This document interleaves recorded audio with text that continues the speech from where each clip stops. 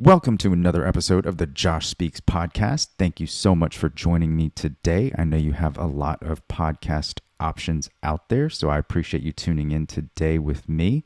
Today, I'm going to talk to you about problems. I don't know if any of you have ever experienced a problem. There are many different kinds of problems in life.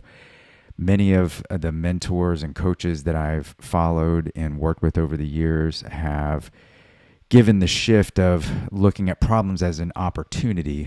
And if you think of problems like if you've ever been a customer of a company and something goes wrong, many times how they handle that can either improve your opinion of them actually, even though it started wrong. If they resolve it really, really well and go above and beyond, you may actually have a more favorable opinion of that company than you did before, even before something went wrong. But a lot of times people can look at problems as a purely negative thing and not see the opportunity in it, or get frozen in the face of that problem and not really know how to move forward or through that problem. And a lot of times, really the only way that we can move away from a problem is I feel like we just, a lot of us, human nature, we just want to get away from the problem. And so sometimes we can avoid the problem, and really what we need to do is face the problem head on and realize that the only way to get away from that problem is actually to move through that problem.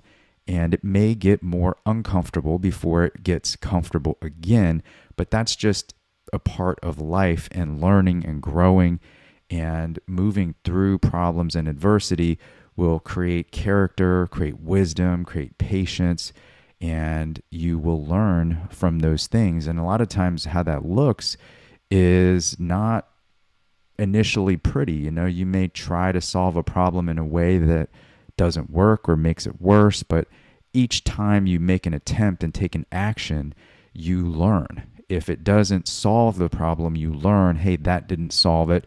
Maybe I can try this or try that. And you're learning along the way. Even better if you have people in your life who can help guide you and advise you. And you can even do like an after action playback of what you tried, and kind of talk through, okay, well, what about this? What about that?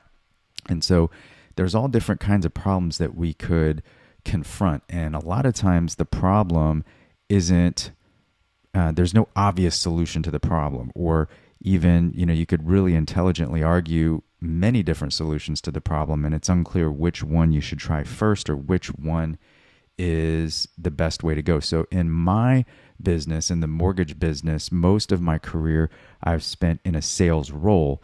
So a lot of the problems that we have in sales is sometimes just deciphering the difference between when we're reaching out and marketing to a prospect, whether that prospect is for us a business partner like a real estate agent who may refer clients to us, or if it's a consumer that is considering using us to fulfill their mortgage need.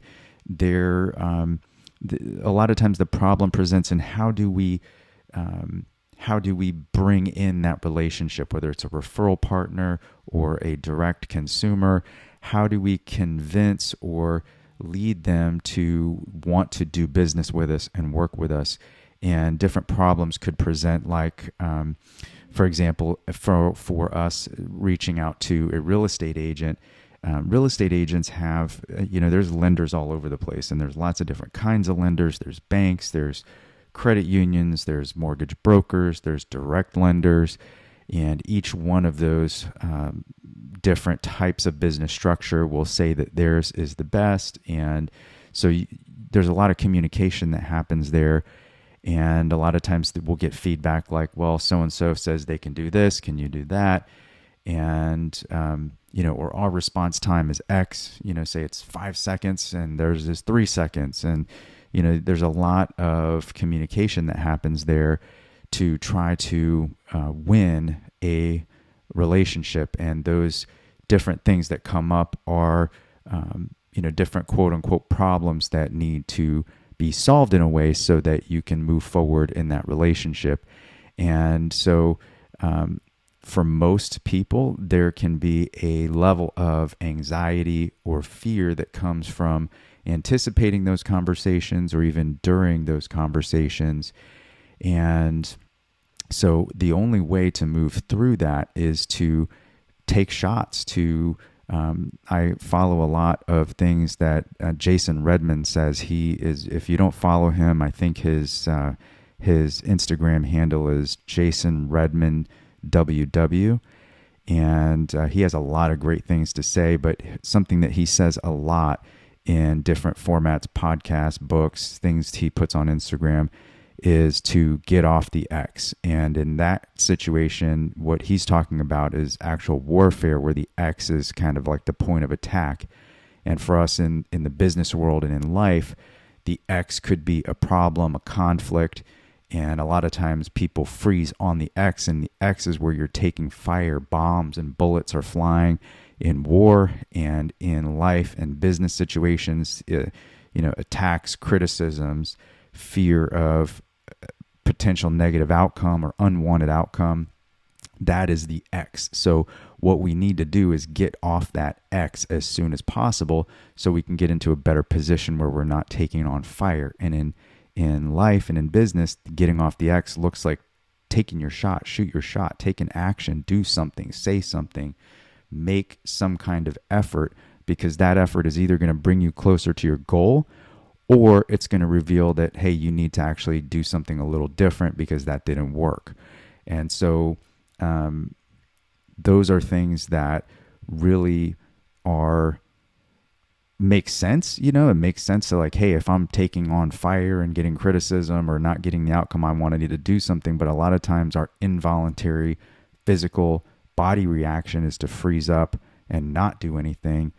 And that anxiety that we're feeling, that pressure, the only thing that really will actually give us some relief is to take some action, because even if that action doesn't solve it, our body and our mind know that we're getting off the X, we're shooting our shot, we're taking a swing, we're doing things.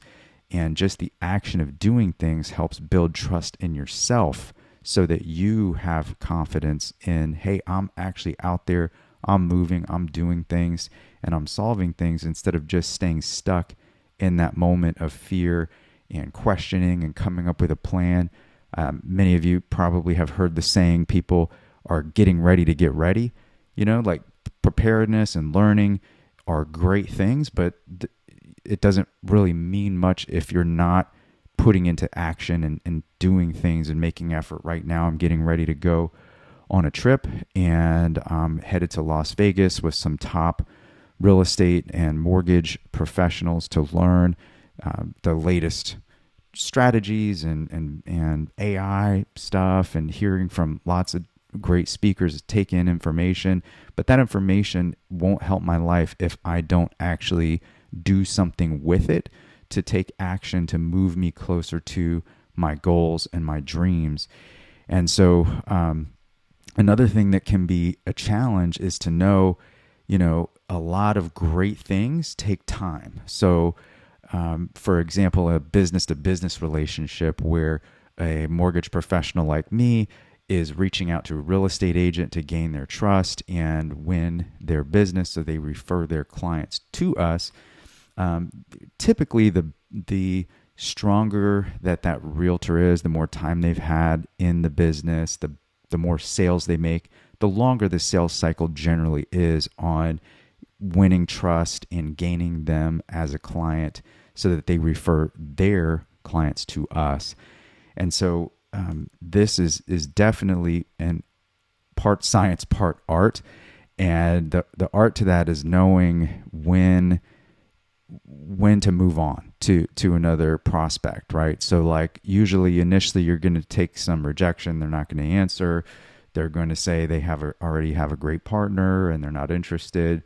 And so, the art part of that is knowing, hey, this is it a match or is it not a match? I think part of great business partnerships is, do you have a values and a vision match, which I've spoken about on other podcasts. Values is like how you do business, what makes you tick. Is your highest value delivering A plus 5-star service, or is it providing the most profitable service? A lot of times those things aren't possible to achieve together. Sometimes you have to sacrifice a little profitability for excellence and speed to respond in business situations. So is this a relationship that I need to continue to put more effort into and stay with? Or is this a relationship where, the values don't really line up, or the vision doesn't line up? For example, if they're winding down their business and you're trying to ramp up, that's not really going to be a great match. So just kind of understanding the dynamics of really, is this relationship one that is going to be a match from a values and a vision standpoint? And is it worth putting that longer effort into? I've had experiences with business situations where, somebody said, I had one really, really great partner that I reached out to them for about a year with Facebook videos, text videos, emails, phone calls, dropped things off at their office for a year, literally ignored every single effort that I made. And then one day I got a call, hey, are you in the office? Of course, if I wasn't in the office, I was going to say yes. I happened to be in the office already that day. I said yes. We had a meeting in my conference room, and they became one of my top partners for years. And that was an effort that took 1 year to really get any kind of response. And then of another relationship, a little more complicated, that for close to a decade have been reaching out, had kind of windows of feeling like I was winning in that relationship. And, lately that has kind of fizzled out again. And I had to take a hard look and say, hey, is this something that I need to continue to pursue? Or is this maybe not a values or a vision match? And I got to the place where, I took a hard look and said, hey, this actually, this is something that I've been going after for a long time. I don't know if any of you are like me in that way, where sometimes you can get so invested in something that you feel like, hey, I got to keep continuing on with this because actually, like, I've invested so much. And that could apply to personal relationships equally, I think, in as it does to business relationships. In this case, I'm talking about a business relationship where I had to take a look and say, hey, I've got almost a decade of effort here invested, and I just need to call it. It's I feel like on both ends, values and vision has changed, and just feels too difficult. And I had to say, hey, if this comes back to me, cool. I'm just kind of releasing it right now, and I've resigned to not to make any continued efforts in there. And I think a lot of times, if we take a look at our personal friendships, maybe even romantic relationships, if you could easily get in a place where, you've invested so much in a relationship, you want it to work, but the other person, if you're really honest and somebody like third party looked in on it, the other person they're not matching your energy. They're not really reciprocating in a way that shows that they also want to advance the relationship. And I think at a point, you got to evaluate that and question, is this good? Is this healthy for me? Is this advancing my life by continuing to make and invest effort in this relationship in a one-sided way where the other party isn't really interested? And I've heard from other professionals, hey, this relationship, one of my top relationships I ever had in business, took me 12 years of effort to win, and then it was one of the greatest relationships I've ever had in my career. And so this is where the art comes in. Like every situation is a little different, and if the other person is reciprocating energy and attempting and it's just not working, there could certainly be an argument to continue for a very long duration of time. But in general, you gotta kind of, in retrospect, obviously hindsight's always 20/20. I wish I would have taken a look, if I really look into that other relationship, the second one that I mentioned there, probably I should and could have called, quote unquote, that effort and relationship maybe a little sooner. But that's part of life. You learn, right? You get a problem. Hey, I have this business relationship. I want to make it work. And so, the solution in that case for me was continued effort. And right now, I feel like the solution for me is to shift that effort and move that into other areas that are bringing me more fulfillment in the types of things I want to be doing in my career right now. So that's just something that's really good to do. I try to do that at least once a year, if not twice a year, get really introspective, evaluate relationships, strategies, what I'm doing, and is it really serving, and am I achieving, if I'm as successful with these activities, is it moving me closer to where I want my life to be, how I want my life to look? And that's just a really good thing to do. And if you have someone that you can process that with, whether it's a spouse, a parent, a colleague, a coach, a mentor, many times they can help you get a different perspective by asking really great questions, giving you really great feedback. Some of my first coaches, quote unquote, were audiobooks that I listened to way back in the Stone Ages on cassette in a Walkman. And that was Brian Tracy and Zig Ziglar, Jim Rohn.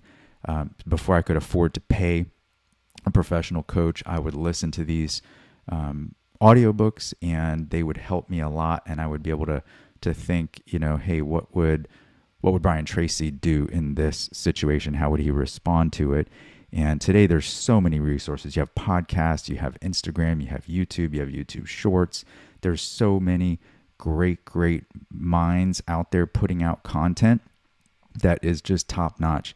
Some of my favorites are one that I saw this morning that I shared on my story on Instagram was from Dr. Caroline Leaf, talking about the power of words and how when you say things like taking on a condition like I have anxiety, or I have depression, or she talked about from a neuroscientific point of view how these are actually just symptoms, not like permanent conditions like heart disease or kidney disease. These are just things where if you could make some adjustments, many times that you can make a serious positive advancement in your life without kind of calling that into your life so I would encourage you to check that out. That was an interview that Dr. Leaf did with Mel Robbins, who's another great thought leader. I mentioned earlier, Jason Redman is someone that I listen to a lot for motivation and inspiration from his story. So there's so many things out there that you can plug into and get encouraged and inspired and look at things in a more positive, constructed, growth-oriented way, to where if you get a problem, which life is full of problems, right? Everyone who's been alive, and if you're listening to this podcast, I'm sure you've had many problems, and some of them you're probably proud of how you dealt with it, and others you probably wish you would have done it a different way. And that's just part of life. Part of life, having a little empathy for yourself, realizing that when you're making a decision and dealing with a problem, all you can do is the most right thing that you feel you can do at that time with the information you have at that time. Later, you usually get more information, and then you're like, hey, in retrospect, well, you didn't have that information at that time. So don't beat yourself up for that, because you can't, that's not helping your life. That's just keeping you in the past.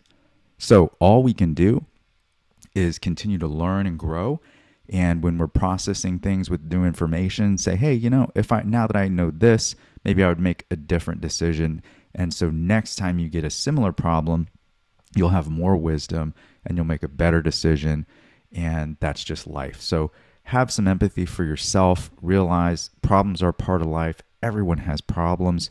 Many people don't talk about their problems publicly with friends, privately, or post them on social media. Most people are generally only sharing the best, most positive aspects of their life. So don't have a skewed view of the fact that we're all human. We all have problems. And many of us probably, in retrospect, look at problems that we've had and wish we would have done them differently. So you're no different than anyone else. You're a human being doing the best you can with the information you have at the time. And so stay tuned for another episode of the Josh Speaks podcast, where I continue to talk through life issues, business issues, personal issues, and I am here to help. Shoot me a DM and reach out if you have any questions about this or a past episode or a topic that you want to hear in the future. Thanks again for listening, and I'll talk with you guys soon.